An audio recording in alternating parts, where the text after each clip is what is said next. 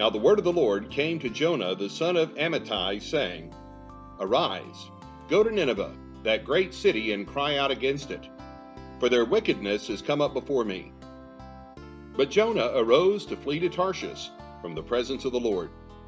He went down to Joppa and found a ship going to Tarshish.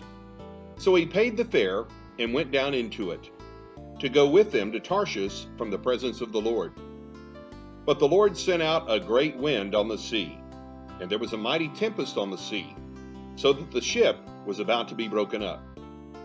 Then the mariners were afraid, and every man cried out to his God, and threw the cargo that was in the ship into the sea, to lighten the load. But Jonah had gone down into the lowest parts of the ship, had lain down, and was fast asleep. So the captain came to him and said to him, What do you mean, sleeper? Arise, call on your God. Perhaps your God will consider us, so that we may not perish. And they said to one another, Come, let us cast lots, that we may know for whose cause this trouble has come upon us. So they cast lots, and the lot fell on Jonah. Then they said to him, Please tell us, for whose cause is this trouble upon us? What is your occupation? And where do you come from? What is your country? And of what people are you? So he said to them, I am a Hebrew, and I fear the Lord, the God of heaven, who made the sea and the dry land. Then the men were exceedingly afraid, and said to him, Why have you done this? For the men knew that he had fled from the presence of the Lord, because he had told them.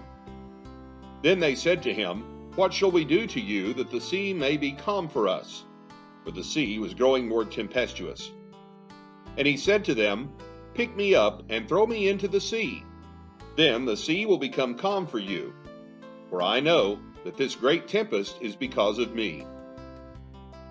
Nevertheless, the men rowed hard to return to land, but they could not, for the sea continued to grow more tempestuous against them. Therefore they cried out to the Lord, and said, We pray, O Lord, please do not let us perish for this man's life, and do not charge us with innocent blood, for you, O Lord, have done as it pleased you. So they picked up Jonah and threw him into the sea, and the sea ceased from its raging. Then the men feared the Lord exceedingly, and offered a sacrifice to the Lord, and took vows. Now the Lord had prepared a great fish to swallow Jonah, and Jonah was in the belly of the fish 3 days and 3 nights.